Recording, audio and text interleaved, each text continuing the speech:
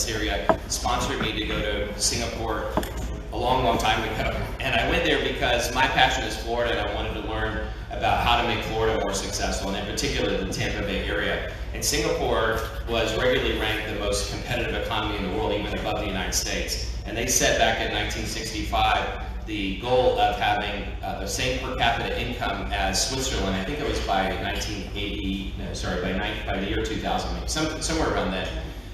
In 1965, Singapore had all kinds of terrible social and economic problems. They have no natural resources. They even have to import their own water. So as I was studying their model, then I became a consultant and worked for the Singapore government, economic development, trade development, transportation, and other areas. And then came back here with a bunch of good ideas, and some of them I was able to implement and some of them I haven't. So now that I'm on city council, one of the things that I wanted to do is look at how cities measure themselves. The reason why Singapore and the cities that have copied the Singapore model, Dubai, Panama, Miami, others, the reason why they've been successful is because they measure. And you all know, if you have invested in the stock market, that the capital markets really are not just a flow of information, they're a flow of, not just a flow of capital, they're a flow of information. And you use a standard set of information to judge whether a company is doing well or not. In cities and in government, there is not a standard flow of information. Information typically is presented in a way that is appealing for people to either visit as tourists or to invest in economic development. But very often communities don't see the negative information because the leaders are afraid to show it to them. And the way I was taught in leadership is that it's better to let the community know where you are, and then you can try to go from there rather than trying to convince the public that you're better than you are. So if you look at the first slide, it says what gets measured gets done. If we don't measure these things, we can never fix them. You remember back in the 90s, we had the slogan, America's Next Great City, and I still have a license plate from that time that's in my city council office. I proudly wore it back in the 80s or 90s, whenever that was. But people always say, well, how come we haven't become America's Great City, or how we become it? Well, the only way you can do that is if you measure where you are and where you want to go. A few years ago, I went with the Tampa Chamber to Charlotte, which is a city that often is cited as a benchmark city for Tampa. And we had like 100 people from the Tampa Chamber, and we asked them, why have you been so successful? And one of the speakers said, well, about 10 years ago, we looked at our real data, not the data we wanted people to see, and we started addressing the difficult problems. And I'm confident, even though a lot of this information is depressing, I'm confident with the resiliency of our community, the optimism of our community, the resources we have in our community, that we can turn these around, and some of them we can turn around relatively quickly. I'm not here with all the answers today, but I do have some data that we can look at. So the next slide is what I call Vanity Rankings. And this is what governments usually put out. They put out things like, Tampa was ranked #1 among best cities for women to start a business. Top 25 cities where millennials are moving. Ranked one of the best cities for millennials in the nation. These are the kinds of things even the city of Tampa was putting out for a long time. I had my legislative aide go through every single one of these that was put out in a press release. And first of all, some of them say Tampa and some of them say Tampa Bay. But every single one of them, they were looking at regional data, not Tampa data. And when you see the Tampa Bay Partnership and other groups put out data, it's all regional, it's not city. And think about a big company, General Electric, for example. If General Electric is very successful, but they don't measure their subsidiaries, it could be that they have some subsidiaries that aren't doing as well, and that eventually could drag down the whole company. And so we need to understand what the cities are doing and what the counties are doing within a larger region.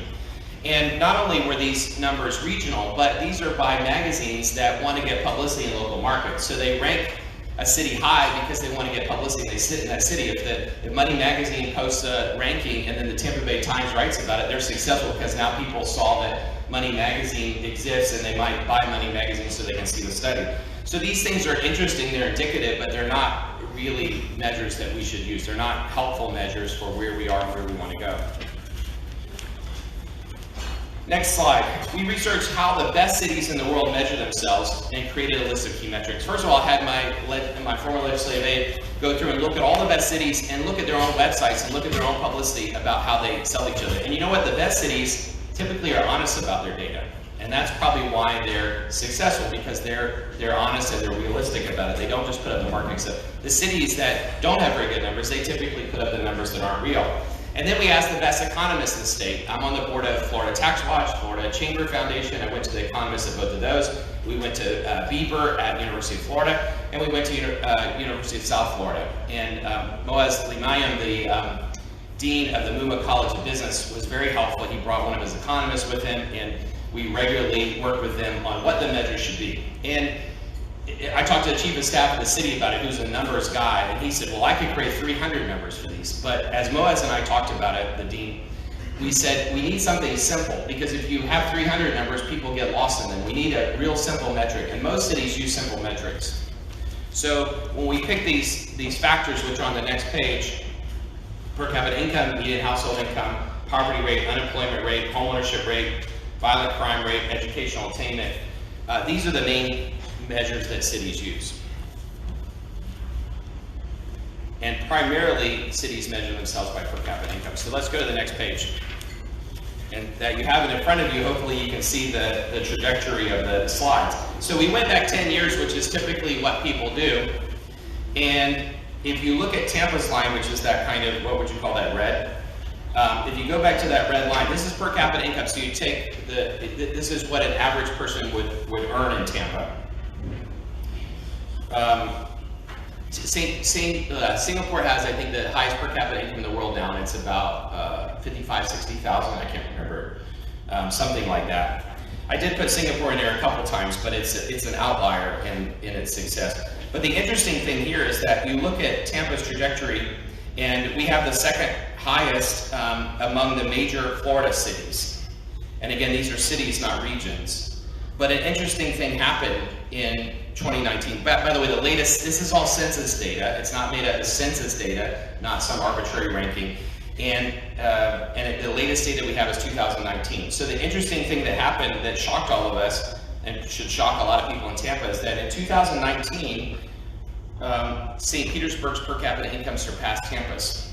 And you look at the trajectory of St. Pete and you see that it's ratcheting up.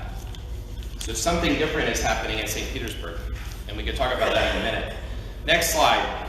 So then we looked underneath, you have to look at the numerator and the denominator. Why is it that Tampa had high per capita income? And what we found is that Tampa skews toward high income. So there are a higher percentage, 9.4% of people in Tampa have above $200,000 in income. And so Singapore cheated because they got like 26 billionaires, including one of the founders of Facebook. And so that brought up their numbers. But the other thing they did is they focused on people in poverty, and they brought up the average person's salary.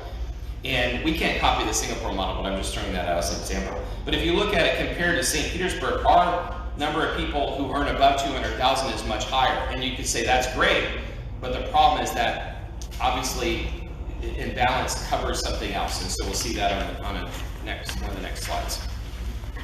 Then we look at median household income.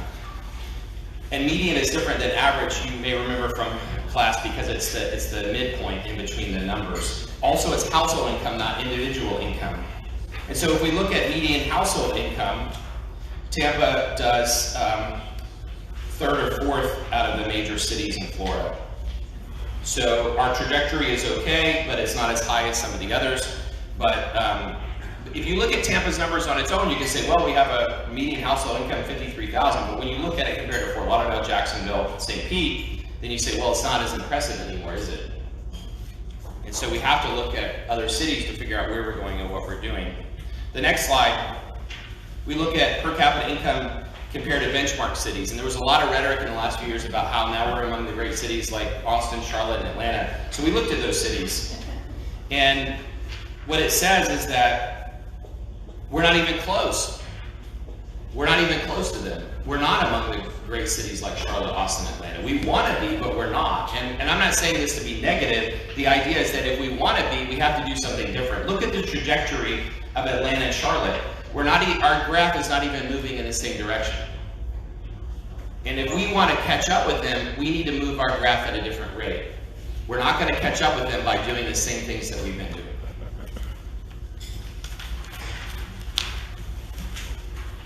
Median household income compared to benchmark cities. It's pretty easy to see right there. We want to be among those cities, and there are other cities that have much higher median household income, even in Florida. You go to Palm Beach or some of the really rich cities. But if you just look at it as kind of average benchmark cities, we don't do as well. So if we want to be among those, this is a measure that we focus on. How do we get median household income to be above, or at least in the middle of the pack among those benchmark cities? So then we start getting into some of the meat of why, which is the next slide. This is the income disparity between males and females. And I usually, when I'm not showing the slide, I tell people in St. Petersburg, the difference between what men earn and what women earn is $5,000 a year. And usually people who are in favor of women's rights gasp. If we had the Athena group from last week, they would gasp. And then I say, well, in St. Pete it's 5,000, but in Tampa it's 9,000. So obviously we have to change that. And we have a female mayor, we have a lot of female powerful leaders. We had the Athena here last week. We have a lot of great people who can focus on this, but we shouldn't be satisfied that there's a disparity. And then we say, well, okay, well, maybe that's just because of certain reasons, whatever. But if you look at the numbers, Tampa, where am I? If you look at the numbers, Tampa is doing worse than some of our peer cities, which is something we need to change.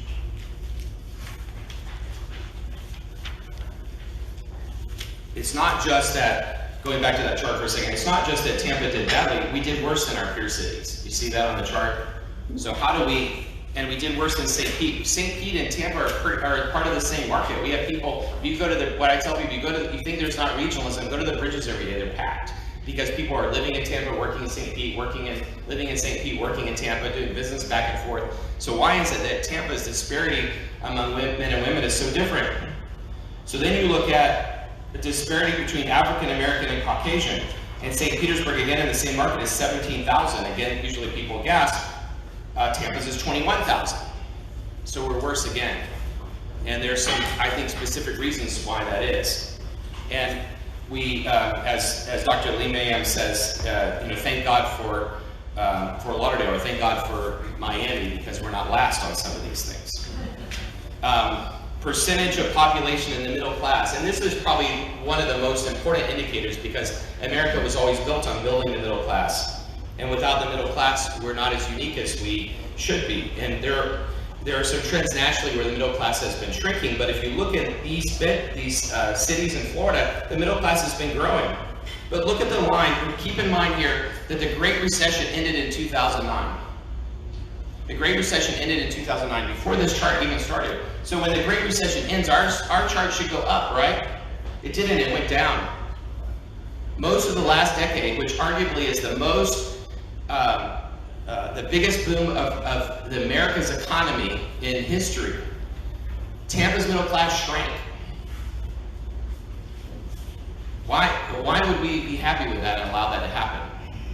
I think it's terrible, it's embarrassing. Why would we allow that to happen? So it finally starts to come up in the last few years, but still we have the second worst middle class in the state among major cities. We don't want our middle class to shrink, and we definitely don't want it to be one of the lowest in the state, because the middle class adds to the vibrancy of our community. So then we say, well, what about the people on the bottom? What about the people in poverty?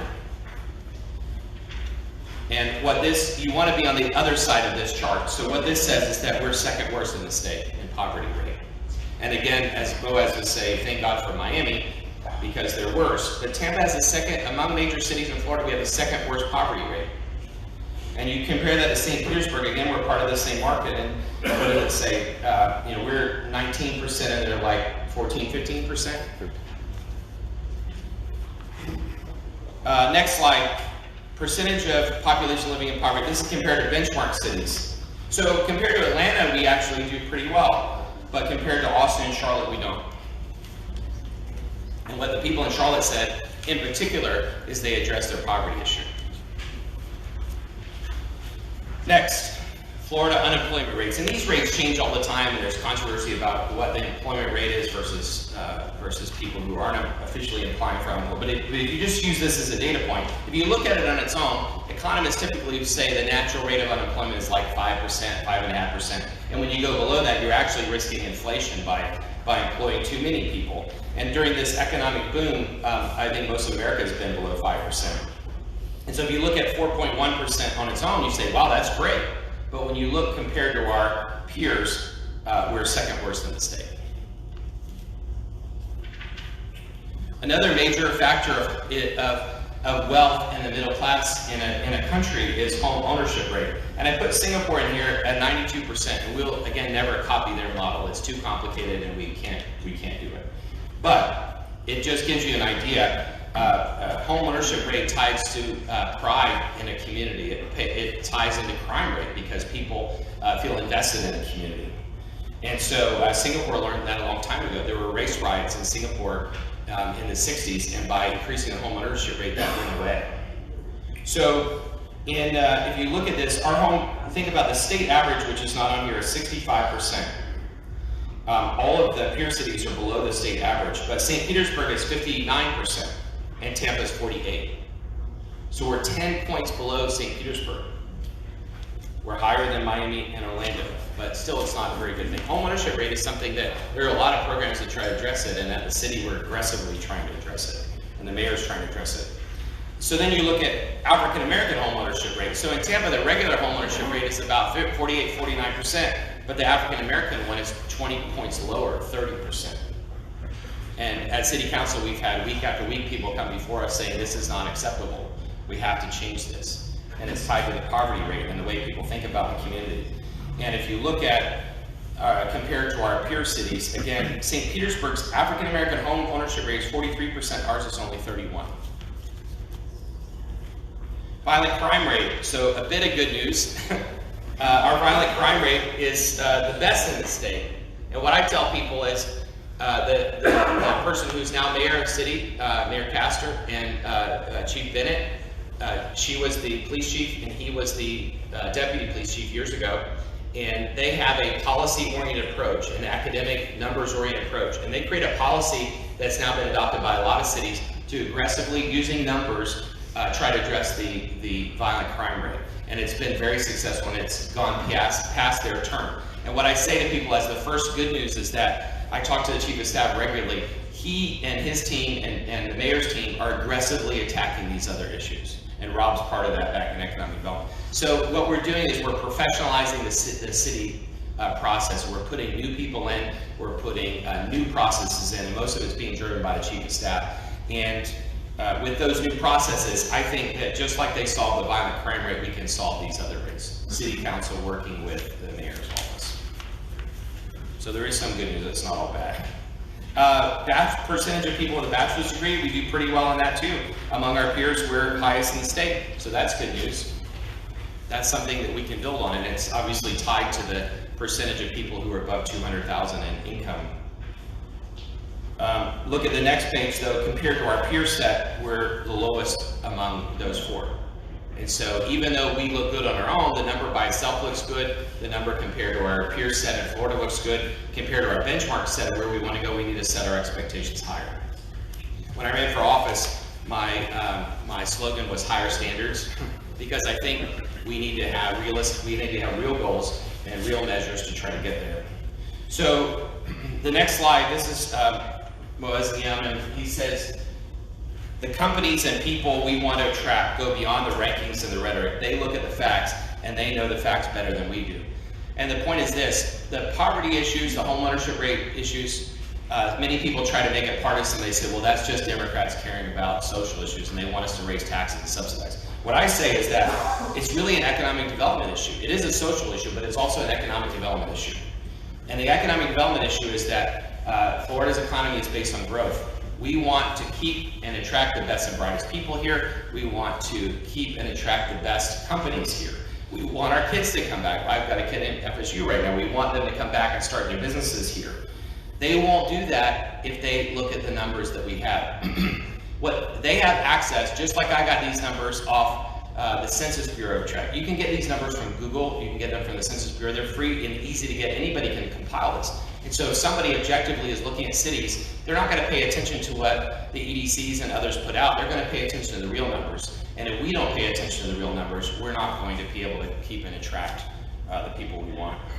So the next slide, conclusions. Tampa's policy and economic development efforts need to be focused on reducing poverty and growing the middle class. And growing the middle class is a part of the American dream. It should be nonpartisan, right? And next, we need to use an honest scorecard to measure where we are and where we want to go.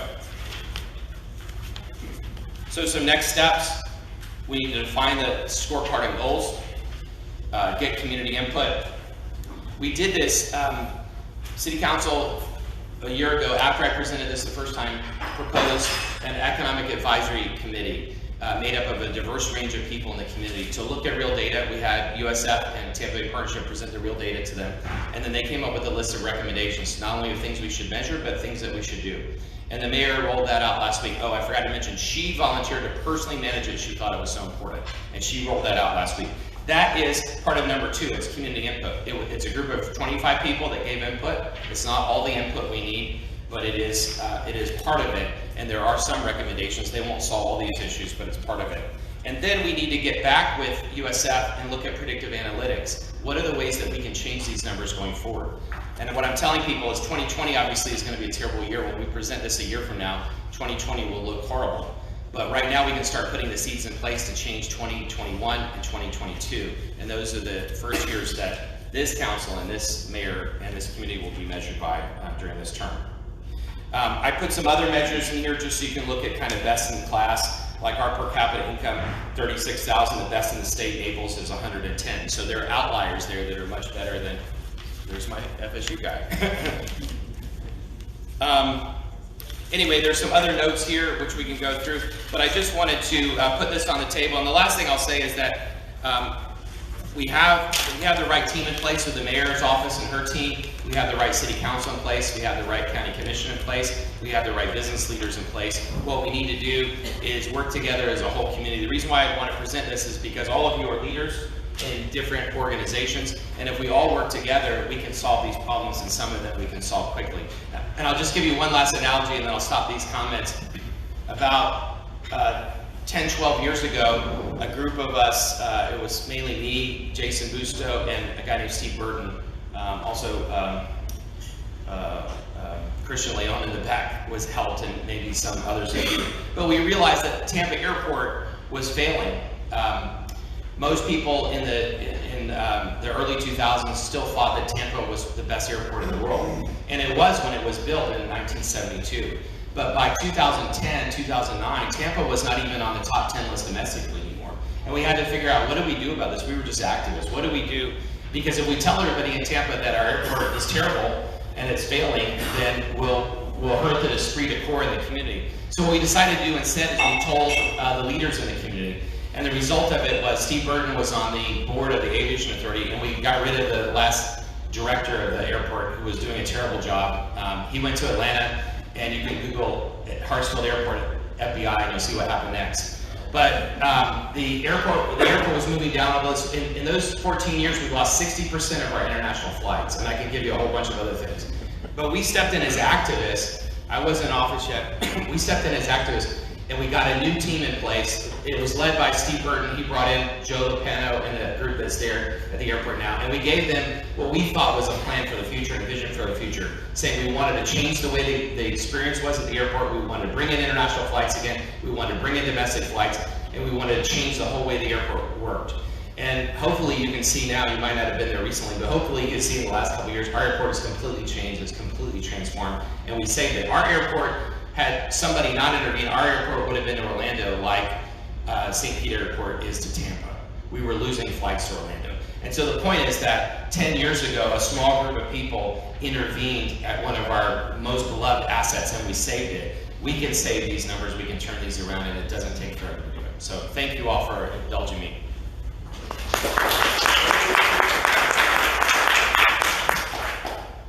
Let me ask you a question. When you mentioned Miami, are you talking about the corporate city of Miami or Dade County, Dade, Miami? Miami is one of those combined things. So it's the, I think that includes the whole, I think it's city and county together. Miami Dade. Yeah. Okay, I was just wondering statistically. It's the definition in here is cities only. So St. Petersburg doesn't include any non-incorporated areas around St. Pete, doesn't include any non-incorporated areas around Tampa. It's just the perimeter of the city. Yes. Sure. I noticed in the stats that St. Pete tends to look pretty good across a lot of categories and was leading on at least the plurality, if not the majority, of the economic and homeownership indicators. What's some stuff that they've done over the past 10 years or so to bump that up? Yeah, and as Rick Baker, former mayor, says, St. Pete's an overnight success story that took 30 or 40 years and a bunch of mayors to develop. By the way, I personally have been involved in St. Pete since 1994. Through my firm, I was involved in building the grassroots movement of the arts in downtown St. Pete in '94. In 2002, we were involved in building downtown housing in St. Pete, and we've been very involved in economic development in St. Pete. And what I tell people is, all this time I've lived in Tampa, my company's based in Tampa, and now I'm on Tampa City Council, and I'm invited to every single door in St. Petersburg. And guess what? In economic development circles in Tampa, I'm not invited, even as a city council member. And you all may have read a couple years ago, I had a little tussle with the EDC here. They won't let city council members into their meetings. Until the city forced them to, they would refuse to put their board list on their website. The city council voted to ask them to put their board list on, and they still didn't do it until the mayor's new economic opportunity person came in and insisted that they do it. And what's happening is that Tampa still has the old style organizations that are exclusive, where you pay $30,000 to be a member, the government subsidizes it, and then it's an inner circle where everybody trades on information. We can't have a structure like that anymore. St. Petersburg is open. If you ask anybody what the one word is that describes St. Petersburg, it's collaborative. A collaborative community does not have an insider group that shares insider knowledge. You open it with the community. And what I say to people is, if you want to see my philosophy, look at Cafe Con Tampa. Nobody here is a member. You don't have to be a member to come to Cafe Con Tampa. You don't have to pay a lot of money to come to Cafe Con Tampa. In fact, if you can't afford the $12, we let you in free, no questions asked. And that's the way these other community groups should be. We should have ready access to information. We should have ready access to engagement. That's the only way that we're going to